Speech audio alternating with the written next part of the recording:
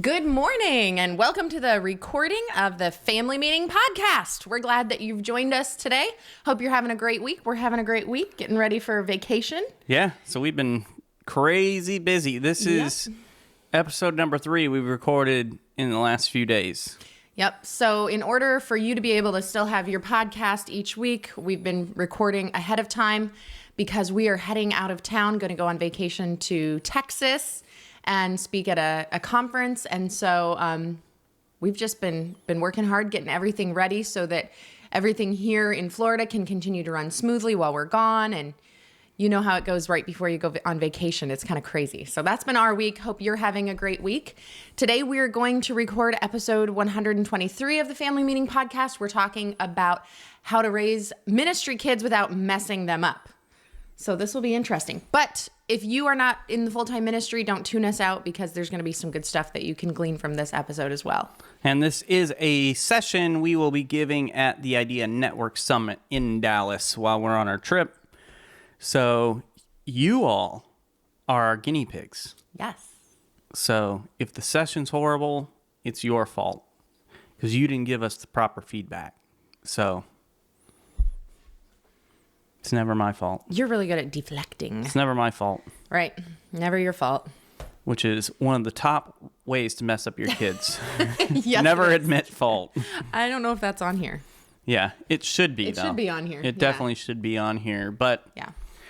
so you may actually see this before the episode actually drops.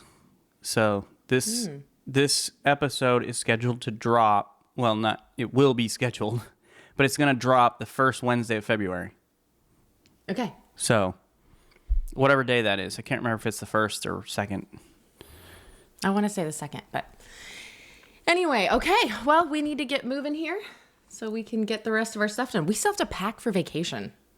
Yeah, and we're leaving tomorrow. I had no time yesterday. We could not have more to do right now. But this is how valuable you are to us, that we would put everything off in our life and leave it till the last second. Yes. So we can fit all of you in. That's right. So even if that means we have no socks or underclothes for our vacation, totally worth it. Yep. But thank you for being a part of the family meeting. That's right. All right, let's get going. Gather round, everybody. It's time for a family meeting. The family meeting is a show that's all about family relationships.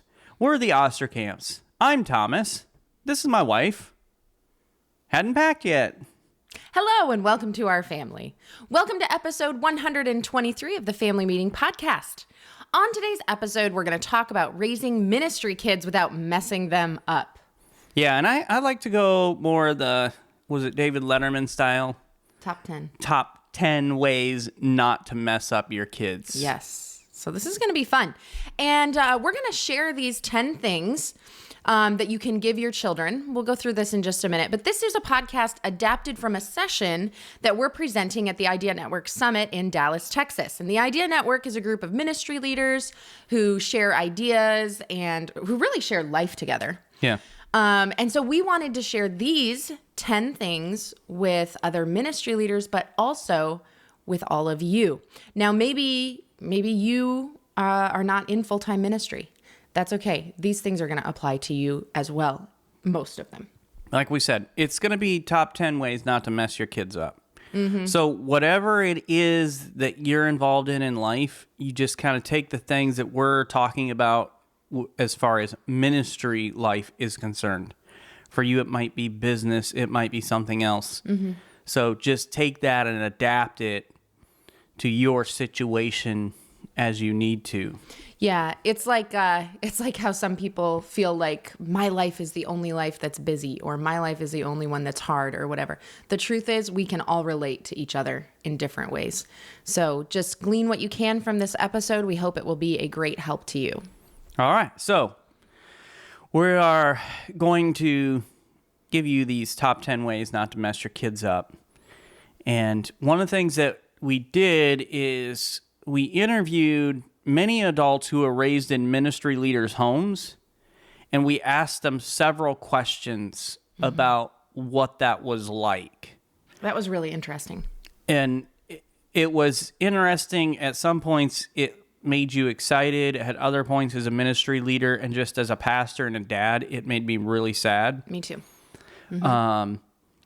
But what we want to do is we've taken all the answers that have been given and we've put them into these 10 different categories. Like 10 different things really popped up at us to say, hey, whether it was a negative thing in this home because it wasn't done, or it was a positive thing in this home because it was done, and we've kind of formulated those into our 10 things not to mess up your kids. Yeah, and so we also gave these questions to our own children, which... That was a little scary. That was a little scary. I didn't know what they were going to say. I will have to say that... so there were several questions, but the question and the answers that our 4 girls gave that made me the most pleased and was the most relief, I'll say. There were 2 of them.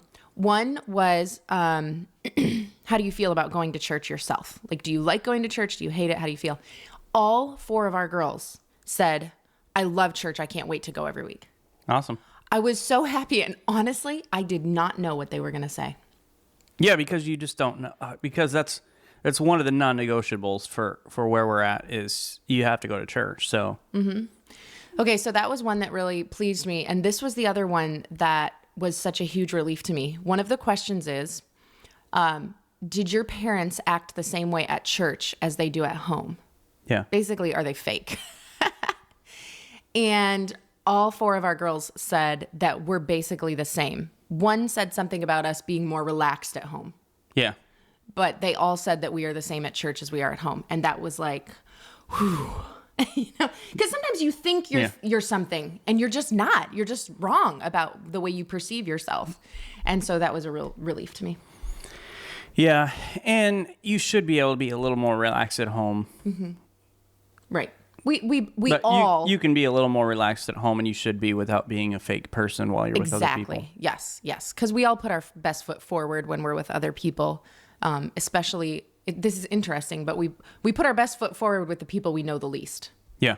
It's kind of interesting how that goes.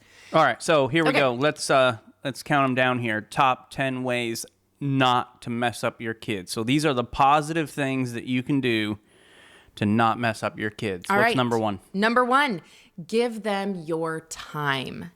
This was across the board something we saw in all of the people's answers. Everyone talked about family time, whether it was we didn't get enough family time or we did and it was the most important thing.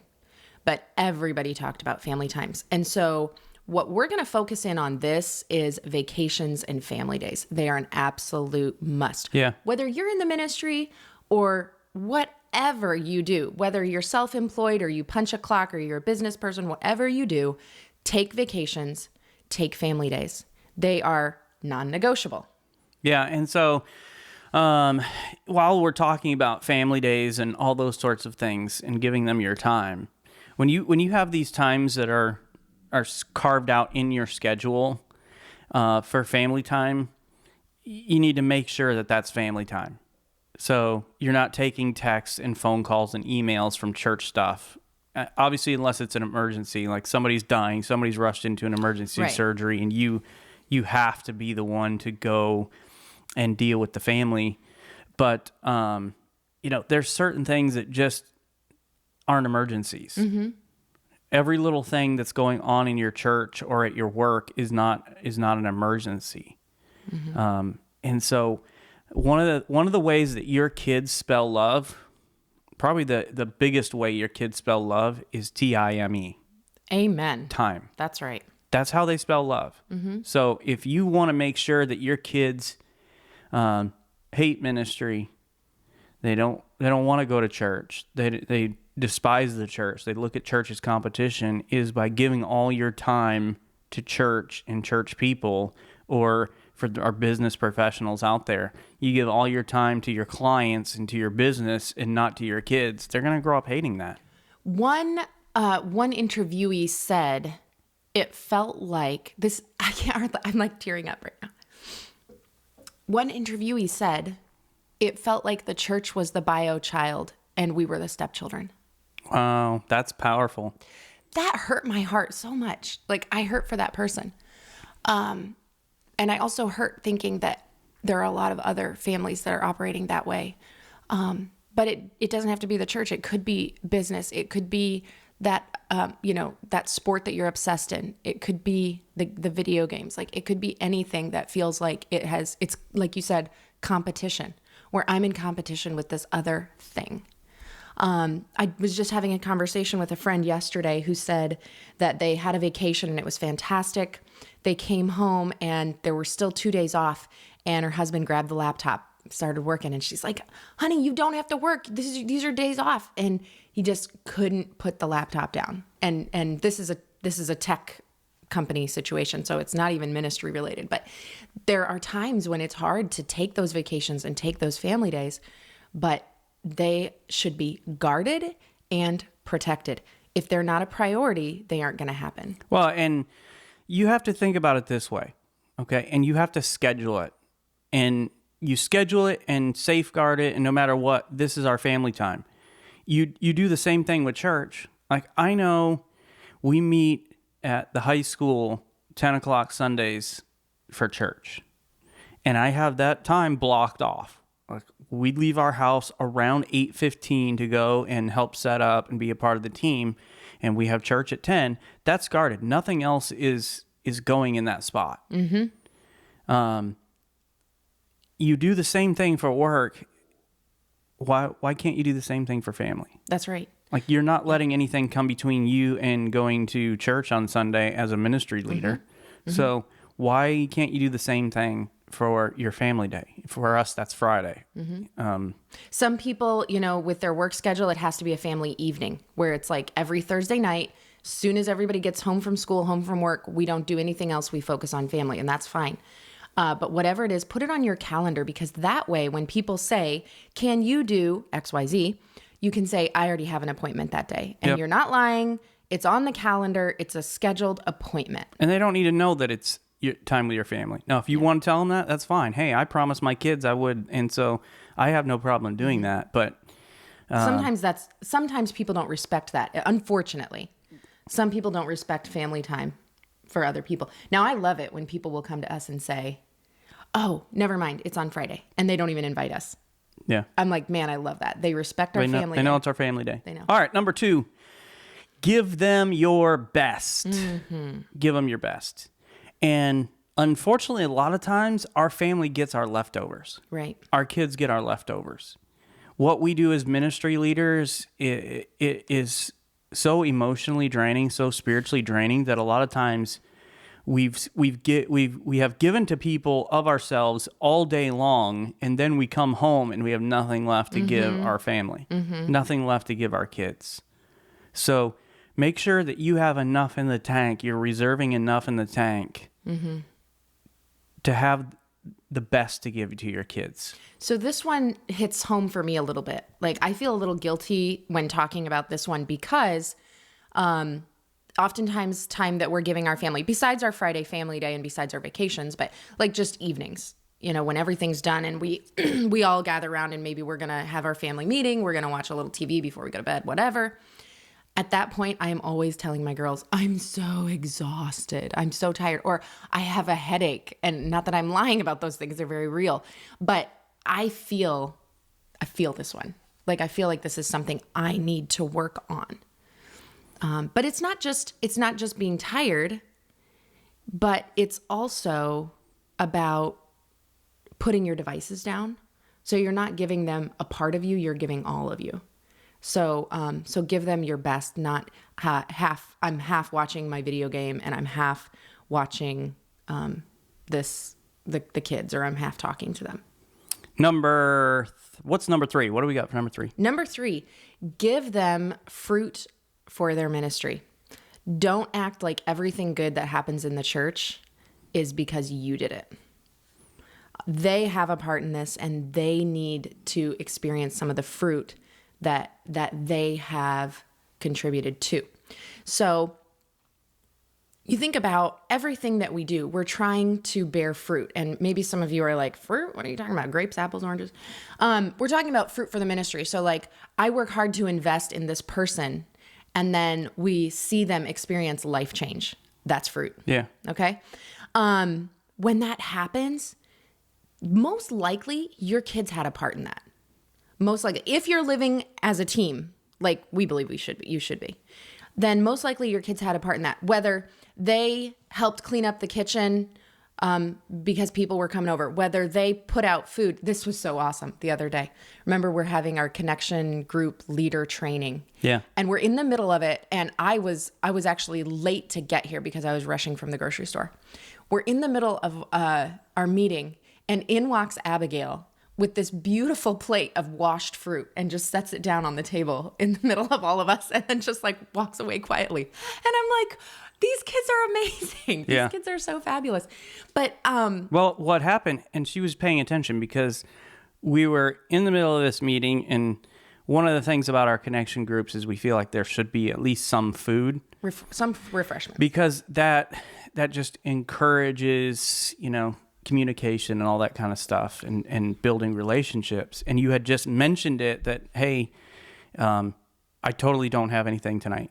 Like I missed it. And it wasn't 5 minutes later that she came in with the stuff. Yeah, so it was she incredible. was really listening, but she brought in the literal fruit, right? So we could have other fruit. Exactly. But like when your kids contribute to whatever you're doing, then you can tell them when something good happens, hey, this thing that happened in this person's life is because you were helping.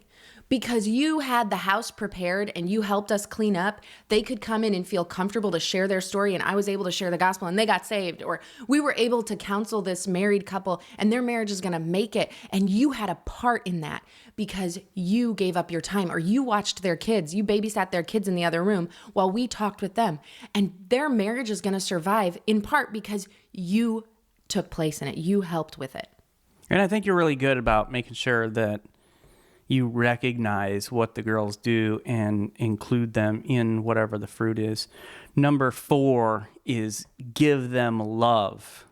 Give them love. Mm-hmm. And one of the things is to think about the 5 love languages and making sure you understand what your kids are. So for your kid, it might be time spent. And we've talked about time already. For all kids, it is time. Mm-hmm. But time might mean something special to them. And so you've got to carve out time. Like for us, we have 4 kids. So we can't just spend a lot of alone time with each and every one of them every single day. Mm-hmm.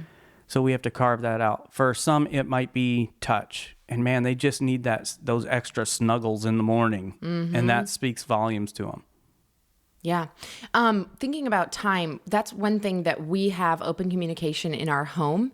All of our kids know and are reminded that if they need time alone with us, they have to come and tell us.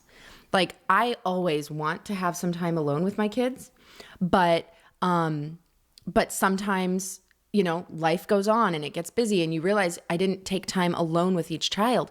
So this way, they come to us when they I feel like we haven't spent any time alone together, Mom. And just recently, Abigail did that. It was like last week. She said, Mom, can I have time alone with you? And they really have to ask for it because otherwise it's a free for all. Anybody who wants to come can come. It's an open door. So if she tells me she needs a little time alone, then I'll tell the other sisters, Abigail's requested a little time alone. So we're going to go to the grocery store alone, but we'll be back in just a little bit and then we'll all spend time together. So number 5 goes somewhat along with number 3. You want to give them number 5 there? Yes. Give them thanks. Give them thanks. Show appreciation for everything they do to help in church and with the ministry. And this is so frustrating, and sometimes it can be so hard because sometimes we just expect everything, right? I mean, we do, as parents, we expect obedience, we expect help, we expect everybody to pull their weight, chip in, whatever. But does that mean we can't be appreciative? Right. And even my husband, I expect him to work. I expect him to give me his paycheck so that I can pay bills.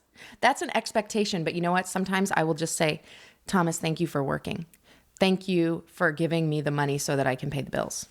And we all want appreciation and gratitude for the things that we do, even if they are expected of us. So make sure that you are taking time to say thank you. Well, and it's so sad because so often we're good at barking out orders of help with this, help with that, and a lot of times most people who lead in the ministry are going to lead in smaller ministries. I think it's like 80% of churches, like it's 100 or less. And so we're going to be serving in these small ministries with not a lot of other staff members, not a lot of other help who's there all the time. So a lot of times we just expect our kids and we demand our kids to do this and help with that and set up and tear down and clean up and all this stuff. And we fail to thank them in proportion with the demands that we're asking them. And so it is so important to have that thanks. We all know what it's like to just feel underappreciated. Right. To feel like nobody notices what we're doing and the impact that we're having. So that thanks will go a long way. Sometimes it's words, sometimes it's treats, sometimes it's special events you're going to take them to because they helped out. But make sure you tie all those things with the words. The thanks. I'm so thankful That's right. for what you've done in investing in the ministry. Yep. They need to hear the words. All right, number 6. Give them the why. Give them the why. We talk about this often in parenting because it's really important for people to understand the why behind a lot of things. Well, the old school mentality is just because I said so. Yep. Because I said so. But that just doesn't work. That produces rebellion. It produces resentment because I'm being forced to do something that doesn't make any sense to me. Man, I personally hate following orders that I don't understand. Yeah. I really hate it. You really do. I have to know why. Well, and I love Simon. I think it's Simon Sinek who's got a book called Start with Why. And there's nothing to motivate people. Nothing will motivate people better than a good why. Something that they can get on board with. Right. So if our kids understand why they have to go to church, why they have to do this or that, why are we going to this conference, why are we doing this particular event, when they can tie all the pieces together, and man, that goes a long way to now it's not just something, we have to do this, we have to endure this. It brings some excitement along because the possibilities for seeing people's lives change and impacted in a great way. Yeah, and I want to bring in kind of a negative aspect of ministry, and that is ministry hurt. Listen, everybody gets hurt. No matter what line of work you're in, no matter what neighborhood you live in or family you were born into, you're going to get hurt, okay? And ministry leaders are not immune to this. We get hurt pretty badly, often, I would say. Because what we're doing and what you're doing if you're in the ministry is you are opening up your heart and your life to people. You're investing in them, and people are going to get upset with you. They're going to get mad at you. They're going to turn on you, whatever. But we keep loving them. And this was something that was kind of brought up when I interviewed the people, is that it was so hard to watch their parents get hurt in the ministry. And I know in our family, my kids have seen me crying and they're like, Mom, what's wrong? And I'm like, honey, I can't tell you because I don't want them to be upset with the people who've hurt me. And I won't tell them who or what happened, but I will tell them why we keep going. And I'll even through my tears, I'll tell them it's okay. This is worth it because we love people and we want to see what God's going to do in people's lives, and people are worth being hurt over. And even sharing that why with them, talking about, partaking in the suffering of Christ, make sure that they understand why you open yourself up to being vulnerable and being hurt time and again. Number 7, give them rest. Oh, yes. Give them rest. Now, one of the things I mentioned a second ago was that for our family, going to church is non-negotiable. However you say that word. Non-negotiable. Yeah, that one. You added an extra syllable. Yeah. Non-negotiable. Oh, bye. So they have to go to church. We don't even talk about it. It's just an expectation. You're going to church. Now, none of our kids fight that. Right now. Right now, yeah. But even still. So, but we do give them choices about whether or not they want to go to certain events. And, whether it's, hey, we're going to this festival to pass out flyers for our Christmas Eve service in town center. We give them an option. Do you want to come along with us? People are taking different shifts or whatever else. Do you want to do that? The home show coming up that we do every single year, beginning of February.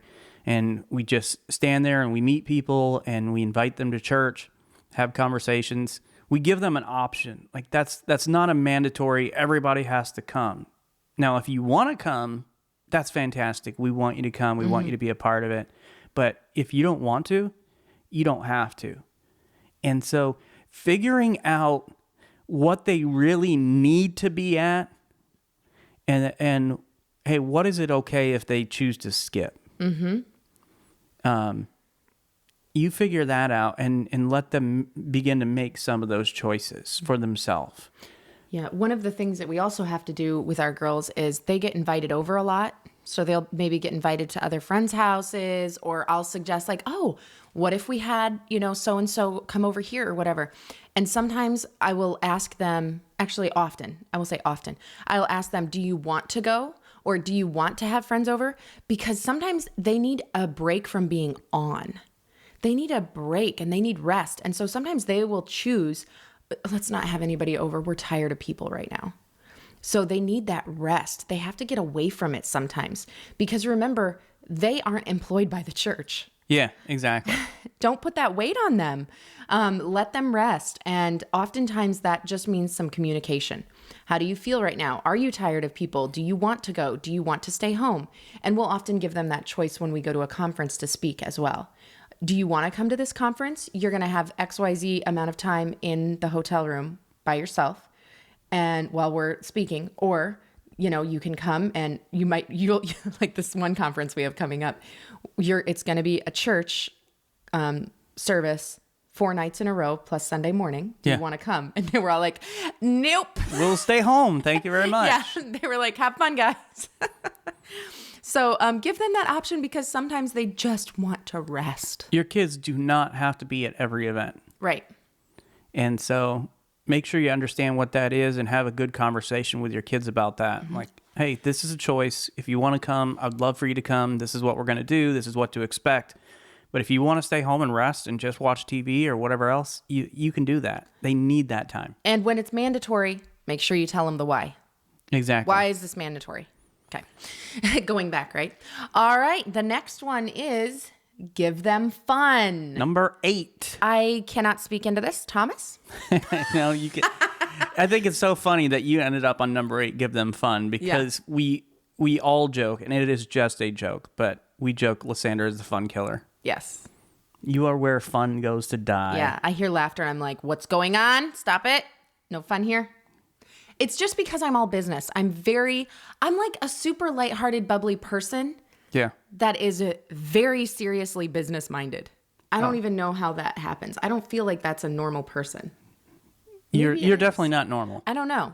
So, but yeah, you're an anomaly. Yes, I have one of a kind. I have a really hard time just like making fun the goal, I guess. Yeah. So that's where Thomas comes in. He helps us to have fun. But you got to make sure you let go of church stuff and have fun with them. Like let go of the weight, because there's a weight on you. I know that. I understand that there's a weight there. But there are times when you have to like purposefully, intentionally take that weight, throw it off your shoulders, and go have fun with your kids.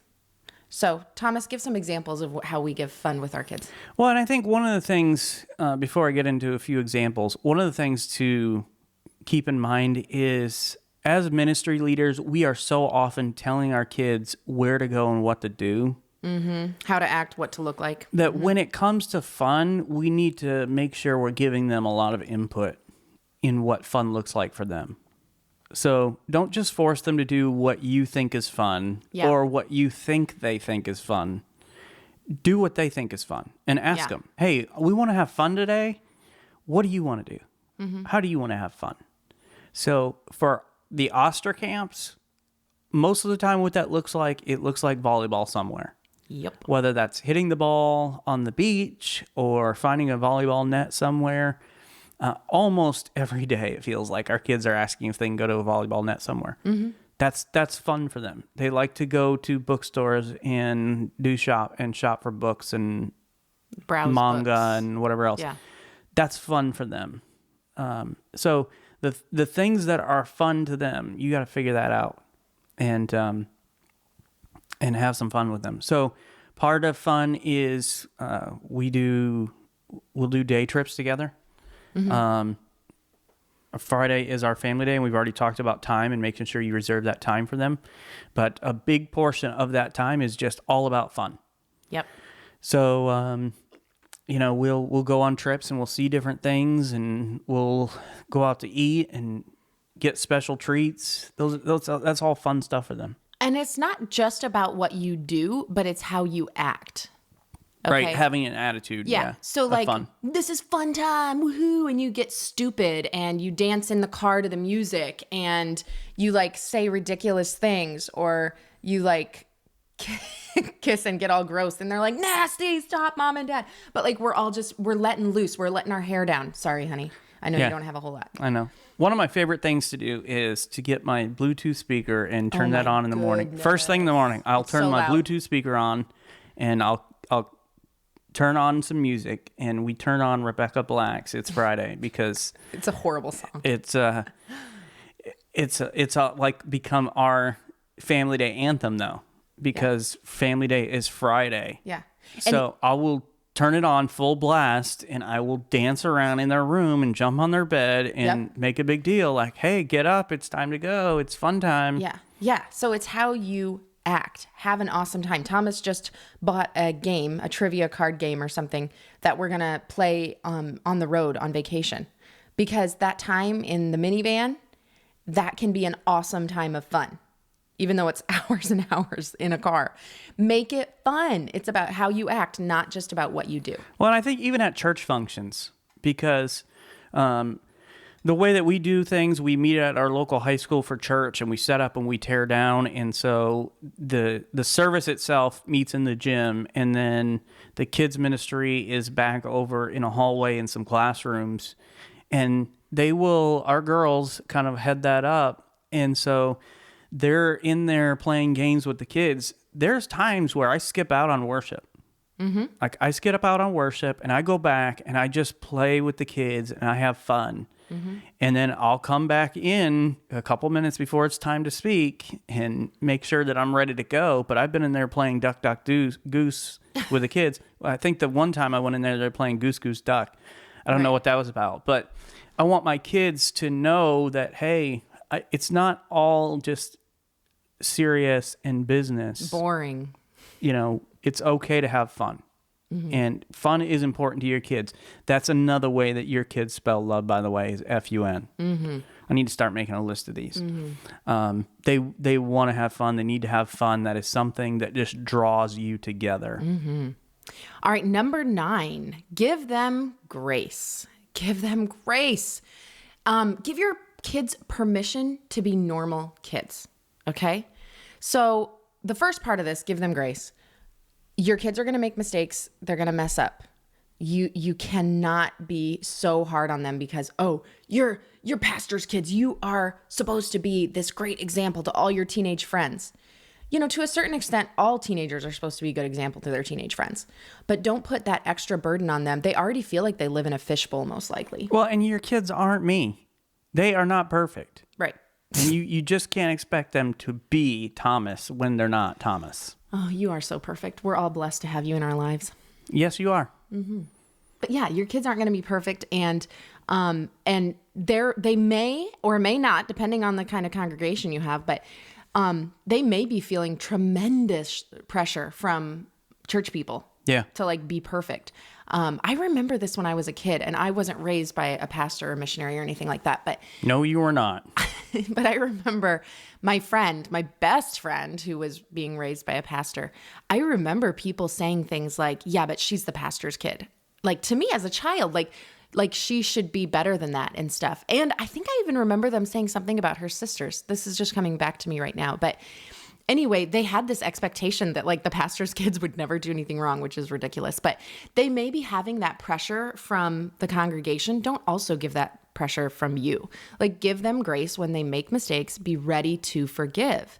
Don't expect more out of them just because you're in the ministry. Yeah. Expect out of them what you'd expect out of anybody else's kids. Mm-hmm. That's what you should expect out of them. And I love this second part of this when you're talking about giving them grace is give them permission to be normal kids. Because that's what they are. They're just kids. Mm-hmm. Their parents just happen to lead a church. Mm-hmm. Okay? So just because you decided, and I say you decided, but God called you. God called you, however you want to say it. But ultimately, you decided whether or not you were going to listen to that. So you decided you were going to lead a church. You were going to lead this ministry, whatever it is. Your kids didn't decide that. They did not choose this life for themselves. And you need to remember that. They're just kids whose parents happen to lead a ministry, happen to be involved in a ministry. So don't expect more out of them just because you're in ministry. Now, you ought to expect more out of yourself because you lead a ministry. But that's something you decided. Your kids haven't decided this. They're just kids. So let them be just kids. With other kids, you set expectations, you talk about the rules and all this other stuff. Hold your kids to the same standard you'd hold any other kids. So just remember that. They are kids. They get tired. They get cranky. They have bad attitudes. They're growing. They're changing. They have fears. They have worries. Mm-hmm. They get anxiety. They suffer with depression. Like they have all the same stuff that all these other kids are dealing with. It's not different because you lead the ministry. It's not. Mm-hmm. So make sure you give them permission to be normal kids. And for some of you, you may literally have to say those words. Right. Like, I'm giving you permission to just be a kid. Yes. To not have to live up to the expectation of pastor's kids, ministry leader kid. Mm-hmm. All right. We are on number 10. Number 10. The top 10 ways to not mess up your kids. Number 10, give them consistency. Be the same people at home that you are at church. And we talked a little bit about this at the beginning of the episode because I was so relieved that our kids said that mom and dad are the same here at home as we are at church, with the exception that they did say we are a little more relaxed at home. But man, when you are two-faced, that will just turn your children away. And there was one interviewee that I asked the same questions to, and that person said that their parents were completely different. And this hurt my heart bad. This was another one that was very disturbing. They said it was very messed up to watch their parents be really kind and loving toward people at church and then come home and make fun of those same people in their home. That's terrible. That should not be happening in your home. Okay? You need to love on people when you're around them and then come home and be that same loving person, even if they're not here in the room. You know, don't talk bad about them behind. Well, I mean, if you're going to make fun of people, at least do it in front of their face and at home. Okay. Then, well, it's consistent. But at least be the same person. Be the same person. Yeah. And I understand, like when you get home, you need to talk to your husband or your wife. You need to vent. You need to maybe talk about like, okay, I can't believe that so-and-so did that. That was really frustrating. They really let us down, whatever. Like if you need to talk about people, you know, to one another, make sure your kids aren't listening and don't be nasty. There's no reason to be nasty. Just because you're expressing what happened, you're sharing what happened, you're sharing your feelings. That's one thing. But being nasty and making fun of people, that is not God honoring. That has just got to make him so angry. So don't be like that. Be the same people you are at home as you are at church with the way you treat people. Yeah. And the thing is, like, leading a church or leading a ministry it's not a performance.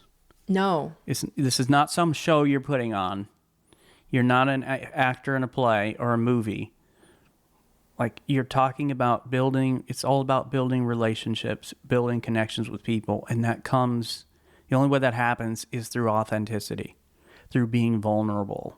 So if you feel like you have to put on a show every Sunday, or depending upon your context, every Wednesday or whatever it is, you shouldn't be in the ministry. Yeah. You just shouldn't. Mm-hmm. It's detrimental to the church, to the ministry that you're leading. It's damning to your family. Yeah. Because they see what's going on. You know, we can put on a show in front of a lot of people and they may not know. Your kids know. They know what's going on. They know what dad and mom are like at home versus at church. You're not fooling them at all. So, and they are your most important ministry. Amen. Yes. So no matter what's going on, you need to be authentic. You need to be real. You should be the same person at church that you are at home. Now, you may make jokes at home in private with your family that you wouldn't make at church. Like, I get that. Yeah, because there's settings that are appropriate and inappropriate. Exactly. We get that. The setting is different, but you as a person are the same. Mm-hmm. And that's what they need to see more than anything else, is they need to see a person who's absolutely authentic, is the same person. Yeah. And as we kind of wrap up here, and have this family meeting tonight, I want you just to stop and to just talk to your kids and be genuine with them about them. And go down through these 10 things here and ask them how you're doing on all of them. Great idea. How are we doing with time spent together? Do you feel like we give you enough time? Mm-hmm. All right, maybe we do give you enough time, but do you feel like I'm giving you my best? Do you feel like I'm here for you? Do we show you thanks? Do you understand why we're doing what we're doing? And, are we the same person? Mm-hmm. So just spend some time with your kids, being raw, being real, being vulnerable, and just let them communicate. Now, when they communicate something, and they will, because we're human, when they communicate an area that you need to work on or that you failed on, all right? Don't strike back. Don't be defensive. Mm-hmm. Just take it. Okay. Mm-hmm. It's going to hurt a little. Because whether or not that's accurate, it's accurate to them. Right. And that's the most important thing. Perception is reality. So, you know what? I'm sorry you feel like I don't give you enough time. I apologize for that. I'm going to make changes in my schedule today, this week, so that I can make more time for you. Man, I'm sorry you feel like I don't thank you enough for what you do. I'm genuinely thankful for the time you spend leading the kids' ministries, setting up, watching people so we can counsel and we can do spiritual mentoring, and take the time to talk through these things with them, and maybe even plan some times to have some fun. And so I think that would be a very profitable meeting for not just all our ministry leader friends, but for all parents to do. That's right. To sit down, go through these things, and just become vulnerable, become real with your kids. And it's one of those ways where we show them, you are important to me. I value you more than I value the church. That was one thing that one of the people wrote back, is I feel like my dad loved the church people, and they were more important to him than we were. Mm-hmm. And that's so sad. Yeah. The only other piece of advice that I really want to share is about Josh Tice. Josh Tice is a pastor of Southern Hills Church in Las Vegas, Nevada. Mm-hmm. One of the founders of the Idea Network. His sister, yes, she was interviewed. Was interviewed in Charity. I'm saying her name, so it's out there. Yeah. She said the only thing I wish was different was I think Josh should have got spanked more. Yeah, it's really sad because now we see what that lack of spanking has developed in his character. And in his life. It's very sad. It's a shame. Such a shame. So thank you for sharing that with us, Charity. That was hilarious. I was dying. I was laughing too. She did give like a wink and a laughy face, just so everybody knows. But yeah, well, thanks for joining us today for our family meeting. Please go and subscribe to the Family Meeting podcast from your favorite podcast provider. And if you found this information to be helpful, please share this episode on social media and invite your friends and family to listen in with you. To find more content and information Lysandra and I provide, you can go to our website, familymeeting.org, or email us at info@familymeeting.org. If you'd like to shoot us a text or leave us a voicemail, you can do so at 904-257-3062. And we want to invite you to join us for our next family meeting as we talk about taking trips. Just the two of you, mom and dad, going off, taking a trip. The beginning of the year is the perfect time to get a trip or two on the calendar and work on your relationship. So we're going to talk about that next time.